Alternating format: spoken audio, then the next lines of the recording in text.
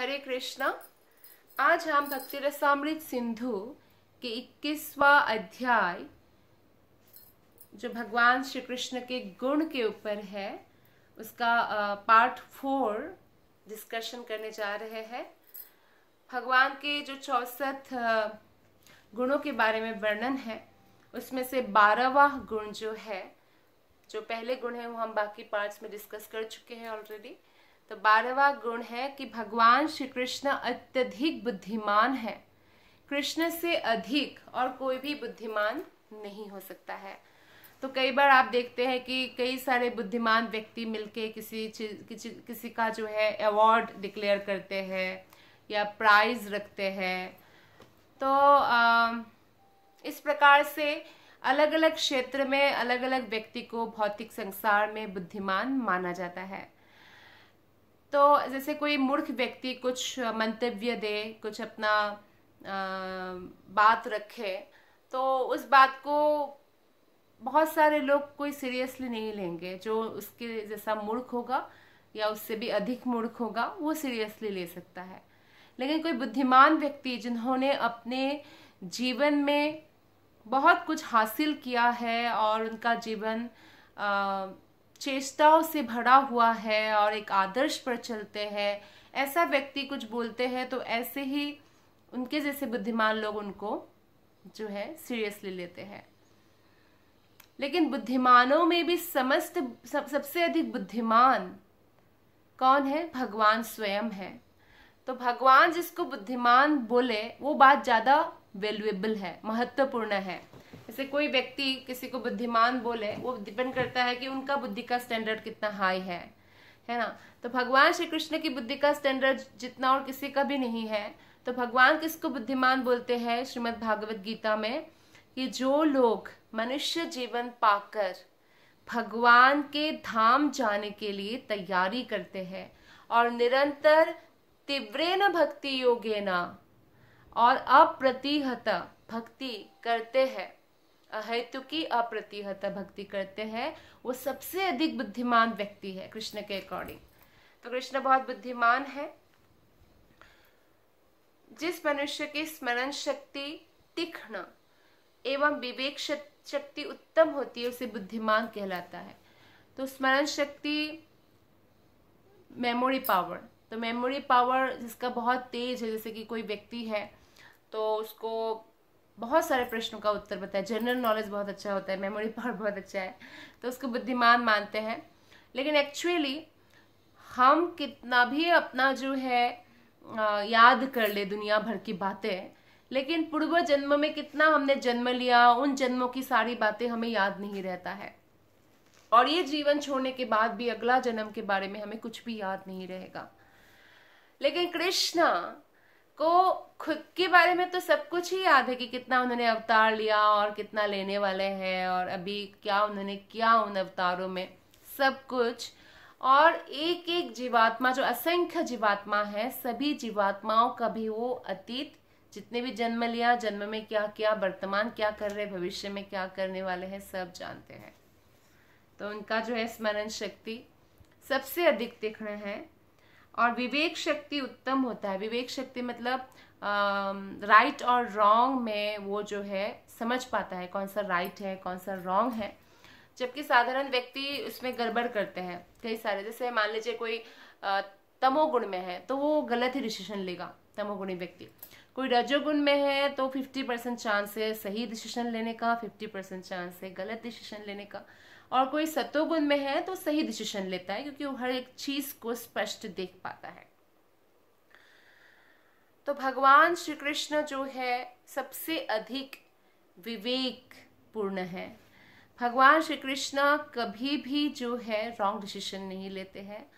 और यहाँ तक कि जो भी भगवान कृष्ण के प्रति 100% शरणागत होते हैं वो भी ये गुण प्राप्त करते हैं कि वो सटीक डिसीजन ले सकते हैं।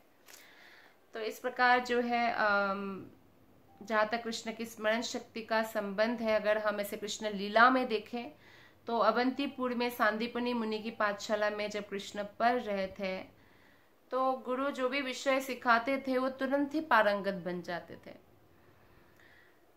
सांदीपनि मुनि के पाठशाला में लोगों को ये दिखलाने के लिए कि कोई कितना ही महान या दक्ष क्यों ना हो, सामान्य शिक्षा के लिए उनको उच्च अधिकारियों के पास जाना ही चाहिए और गुरु स्वीकार करना चाहिए। इसीलिए कृष्ण गुरु स्वीकार करते हैं, हमारे सामने आदर्श स्थापित करने के लिए। अन्यथा कृष्णा को कोई शिक्षा की आवश्यकता नहीं है। वो कुछ ही दिनों में सारा चीज में पारंगत, ऐसे तो वो हमेशा से ही पारंगत है, पर गुरु के सामने जो भी उन्होंने लीला किया तो वो पारंगत हो गए। तो कितना तीक्ष्ण बुद्धिमान है वो समझ गए सांदीपनि मुनि। इसलिए उन्होंने गुरु दक्षिणा में अपने मरा हुआ पुत्र को, उनको पूरा भरोसा था कि ये जो कृष्ण और बलराम मेरे शिष्य है, ये कोई साधारण व्यक्ति तो है नहीं तो कौन व्यक्ति इतनी जल्दी कुछ ही दिन में सारे गुणों में पारंगत हो सकते हैं। तो उन्होंने बोला कि हमारे पुत्र को वापस कीजिए। कृष्ण के सद्विवेक का प्रदर्शन तब हुआ जब वे मथुरा नगरी पर आक्रमण करने वाले अछूत राजा यवनराज से युद्ध कर रहे थे। तो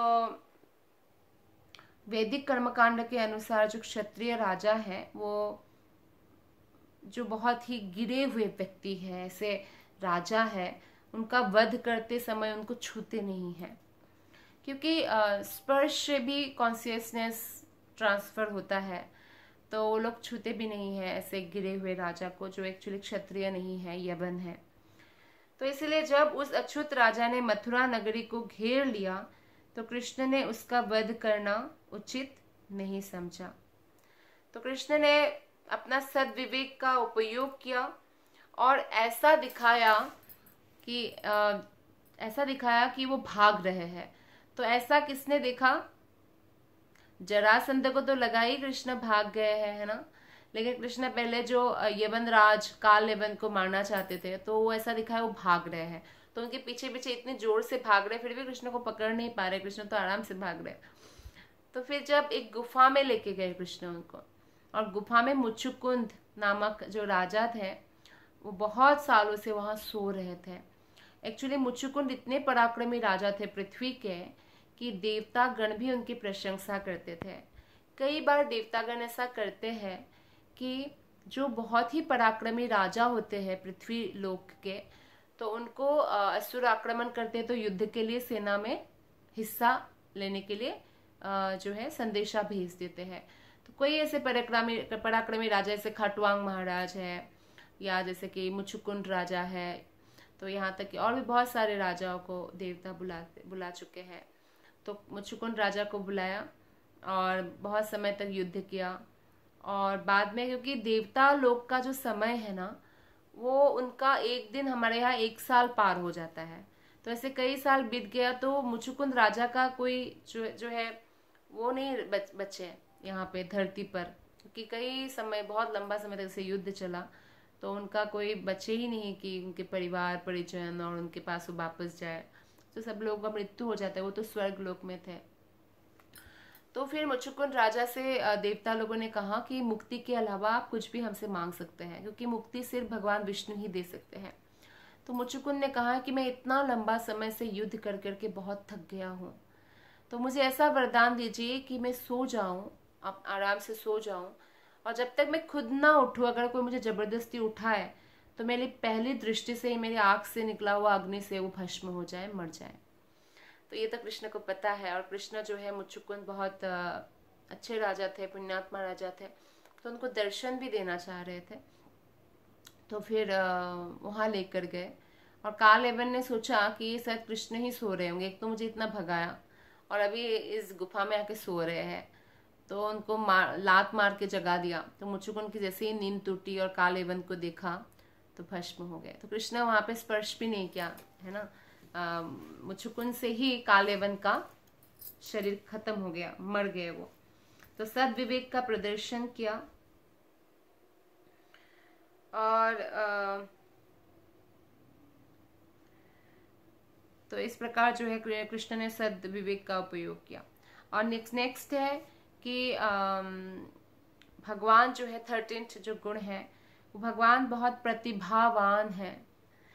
जो व्यक्ति अपने नए नए तर्कों से किसी भी प्रकार की विरोधी बात को काट सके, उसे प्रतिभावान कहा जाता है। इस संबंध में पद्यावली में एक श्लोक आता है जिसमें राधा तथा कृष्ण का बातचीत है। एक दिन सुबह सुबह जब कृष्ण राधा रानी के पास आए तो राधा ने पूछा, हे केशव, इस समय आपका वास कहाँ है?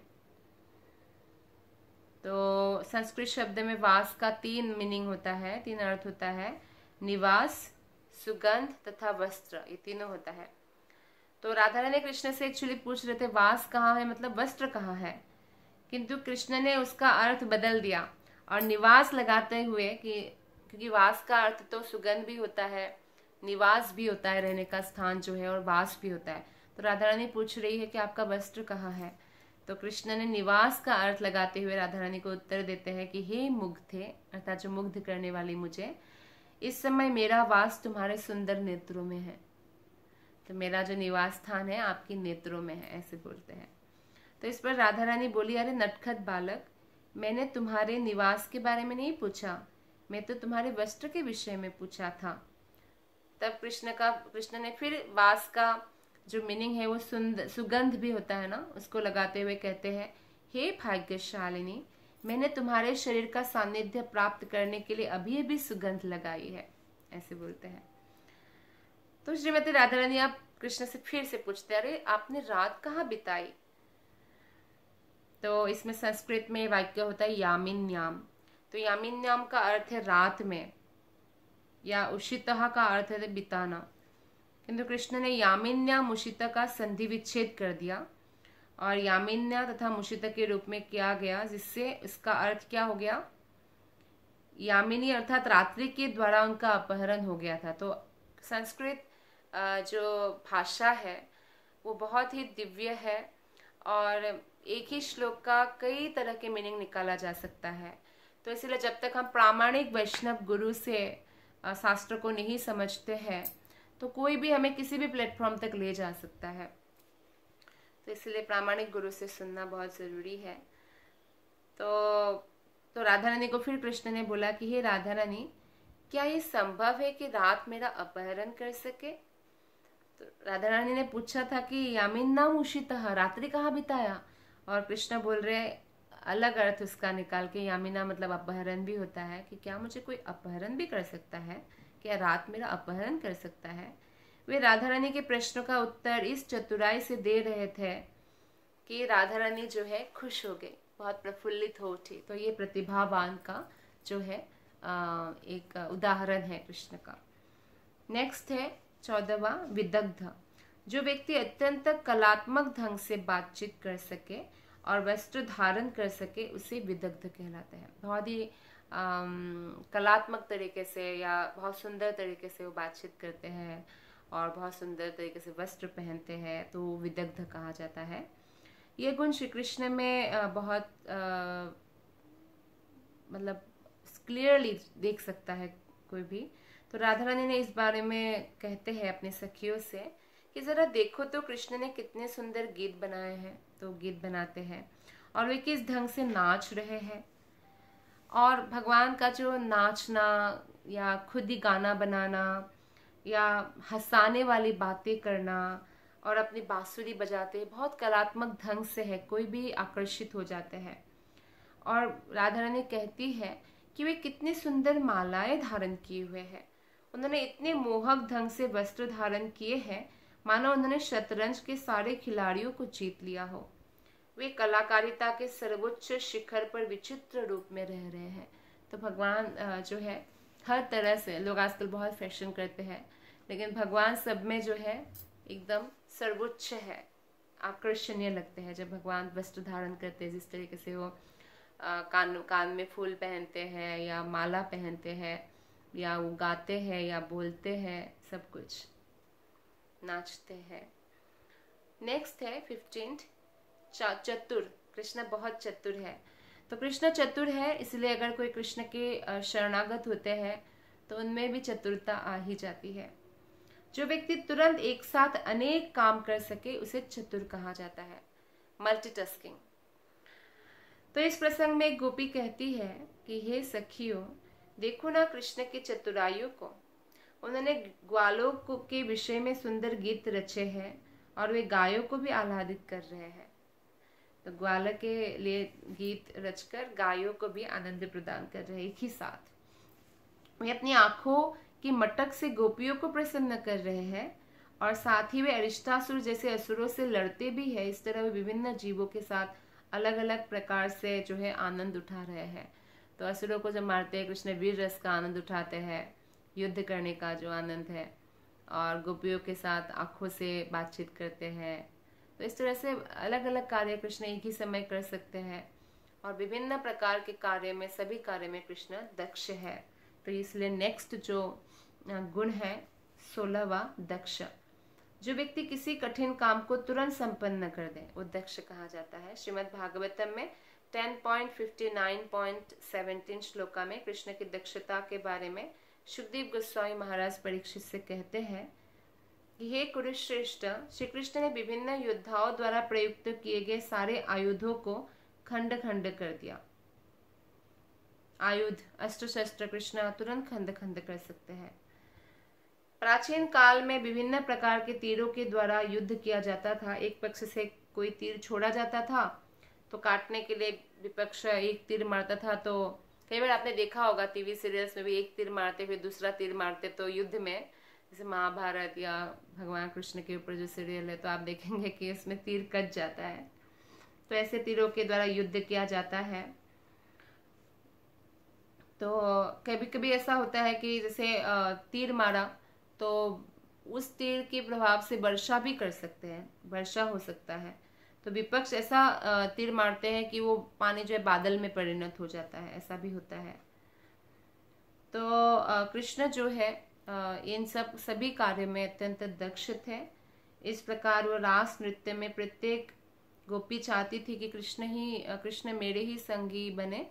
तो ऐसा कृष्ण ने इतने दक्षता के साथ रास नृत्य किया कि सभी गोपियों को ऐसा लगा कि कृष्ण अकेले मेरे साथ ही है, बाकी गोपियों के साथ कृष्ण उनको दिखाई नहीं दिए। तो कृष्ण की दक्षता की कोई भी सीमा नहीं है। जैसे दक्ष प्रजापति को दक्ष इसलिए भी कहते हैं क्योंकि वो संतान उत्पन्न करने में भी दक्ष थे। पहले 10,000 पुत्र, फिर 1,000 पुत्र, फिर इतनी सारी पुत्रियां।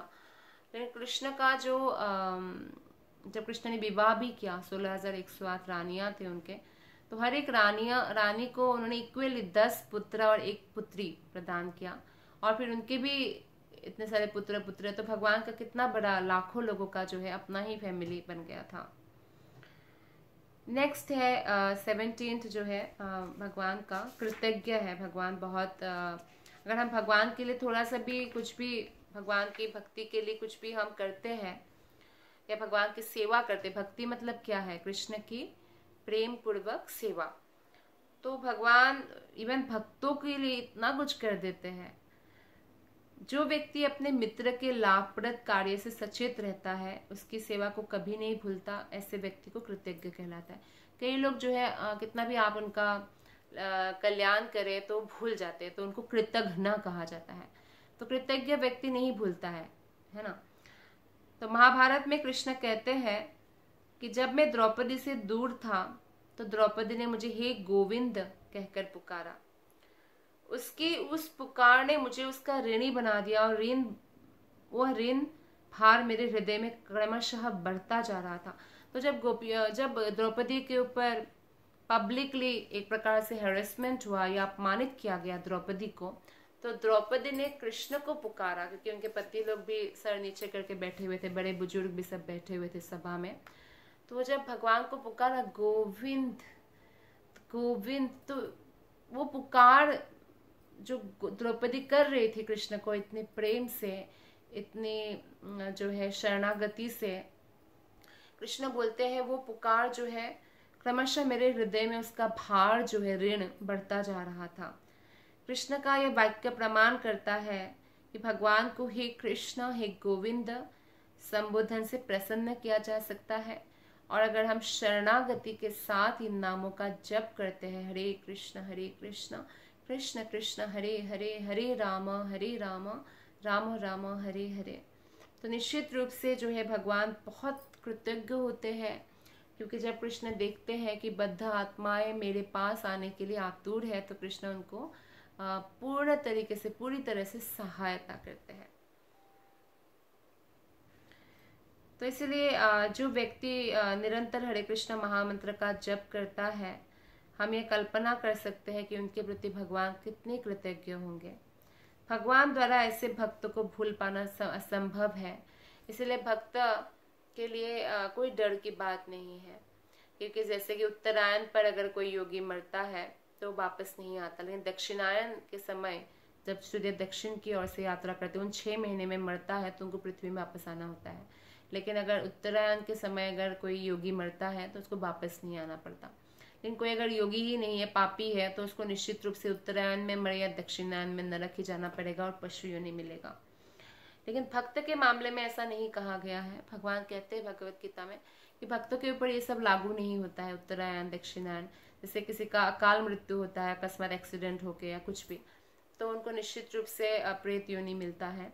लेकिन अगर कोई भगवान श्री कृष्ण के भक्ति में पूरा जीवन बिता दिया और उनका मृत्यु चाहे कैसे भी हो, तो लेकिन भगवान उनकी रक्षा करते हैं। कृष्ण वराह पुराण में कहते हैं, यदि वातादि दोषेण मद्भक्ता मम न च स्मरेत् अहम स्मरामि मद्भक्ता नयामि परमं गतिम। यदि बात इत्यादि दोष के कारण मृत्यु के समय मेरे भक्त मेरा स्मरण नहीं भी कर पाए तो मैं उनका स्मरण करूंगा और उनको परम गति प्रदान करूंगा।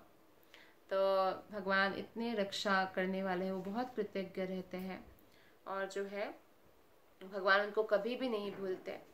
इस श्लोक में स्पष्ट कहा गया है कि जो भगवान को संबोधित करता है वो तुरंत कृष्ण का ध्यान आकृष्ट करता है और कृष्ण सदैव उनकी कृतज्ञ बन जाते हैं। तो इसलिए जो है हमें, हमारा क्या कर्तव्य, हमारा ये चिंता में, हमें इतना चिंता करके अपना समय व्यतीत नहीं करना है कि मृत्यु के समय अगर हम भगवान को याद नहीं कर पाए तो सबकी याद बेकार हो जाएगा, क्या हम फिर भगवत धाम नहीं जा पाएंगे। हमें चिंतन करना चाहिए, 24 घंटा किसी न किसी प्रकार से मन को कृष्ण में स्थित रखना चाहिए। भले ही हरिनाम जप करके हो या स्मरण करके हो या भगवान के गुणगान करते हुए हो या पूजा अर्चना करते हुए हो। तो जब हम ऐसा प्रैक्टिस करेंगे डेली बेसिस पर, तो कृष्ण कितने कृतज्ञ होंगे, क्योंकि वो परम कृतज्ञ है। उनसे ज्यादा कृतज्ञ कोई भी नहीं हो सकते और हमारी हर प्रकार से रक्षा करेंगे। नेक्स्ट है 18 दृढ़ संकल्प। जो व्यक्ति विधानों का पालन करता है और व्यावहारिक कार्यों के द्वारा अपने वचनों को पूरा करता है, वो दृढ़ संकल्प कहलाता है। मतलब सिर्फ सपना नहीं देखते हैं, वो एक संकल्प लेते हैं और उसको पालन करते हैं दृढ़ता पूर्वक। तो जहाँ तक भगवान ने दृढ़ निश्चय का संबंध है, एक उदाहरण मिलता है हरिवंश में। स्वर्ग के राजा इंद्र से पारिजात पुष्प लेने गए थे कृष्ण, क्योंकि उनकी पत्नी सत्यभामा को चाहिए था। तो इंद्र नहीं दे रहे थे तो कृष्ण ने पारिजात पुष्प को बलपूर्वक छीन लिया था। तो पारिजात एक प्रकार का कमल पुष्प है, कमल का पुष्प है जो स्वर्गलोक में ही खिलता है। तो एक बार कृष्ण की रानी सत्यभामा ने इच्छा प्रकट की तो कृष्ण ने लाकर देने का वचन दे दिया, क्योंकि एक ही पारिजात जो है एक बार नारद मुनि ने दिया था तो कृष्ण ने रुक्मिणी को दिया। फिर सत्यभामा को अच्छा नहीं लगा तो सत्यभामा ने बोला मुझे पूरा ट्री चाहिए पारिजात का, मुझे एक फूल नहीं चाहिए, पूरा मुझे पारिजात चाहिए और मेरे आंगन में मुझे उसको लगाना है, ऐसा। तो कृष्ण ने कहा कि ठीक है। तो कृष्ण ने वचन दिया तो कृष्ण पूरा भी किया। तो लेकिन इंद्र के पास गए तो इंद्र ने पारिजात पुष्प देने से मना कर दिया। तो इसलिए वो भीषण युद्ध हुआ जिसमें कृष्ण और पांडव एक और थे और सारे देवता दूसरी ओर थे। बाद में जो है कृष्ण तो सबको हरा ही सकते हैं, तो फिर पारिजात पुष्प लाकर रानी सत्यभामा को उन्होंने भेंट किया। और इस घटना के सिलसिले में कृष्ण ने नारद मुनि को बताया कि हे देवर्षि, आप समस्त भक्तों और विशेष रूप से अभक्तों में ये घोषित कर दीजिए कि पारिजात के प्राप्त करने में सारे देवताओं, गंधर्वों, नागों, राक्षसों, यक्षों, पन्नगों ने मुझे पराजित करना चाहा, किंतु उनमें से कोई भी मेरे द्वारा अपने रानी को दिए गए वचन को भंग नहीं कर सका। मतलब कृष्ण ने वचन का पालन किया। भगवत गीता में कृष्ण जो भी वचन दिया है कृष्ण उसका जरूर पालन करते हैं। जैसे दूसरा वचन है इसमें वे कहते हैं कि नामे भक्त प्रणश्यति, मेरा भक्त कभी नष्ट नहीं होता। इसलिए ऐसे निष्ठावान भक्त को सदैव भगवान की दिव्य प्रेम सेवा में संलग्न भक्त लोग रहते हैं और उनको जान लेना चाहिए कि कृष्ण कभी अपना वचन भंग नहीं करते हैं। वे हर हालत में भक्तों की रक्षा करते हैं। तो हम देखते हैं कि कृष्ण द्रौपदी को अपमानित होने से बचाते हैं, पारिजात पुष्प लाके देते हैं सत्यभामा को, यहाँ तक कि शमंतक मणि जो उन्होंने नहीं भी लिया था लेकिन फिर भी वो लाके सत्राजित राजा को भी दे देते हैं। और जरासंध से भी जितने सारे राजाओं को उन्होंने बंदी बना के रखा था उनको बचाया था। तो अपने वचनों को हमेशा ही पूरा करते हैं कृष्ण, दृढ़ संकल्प है कृष्ण। तो कृष्ण के इस वचन को कि उनके भक्त कभी नष्ट नहीं होते, इंद्र ने पहले भी स्वीकार किया था जब गोवर्धन लीला हुआ था, क्योंकि कृष्ण ने इंद्र की पूजा बंद करवा दिया था। तो इंद्र ने प्रलयंकारी बारिश की थी, तो उस समय इंद्र का अहंकार ध्वस्त हो गया था।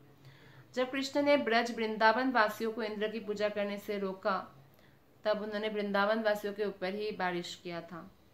लेकिन बाद में जो है इंद्र को समझ में आ गया कि मैं हरा नहीं सकता, मैं परास्त हो चुका हूँ। फिर शरण ग्रहण किया उन्होंने कृष्ण का।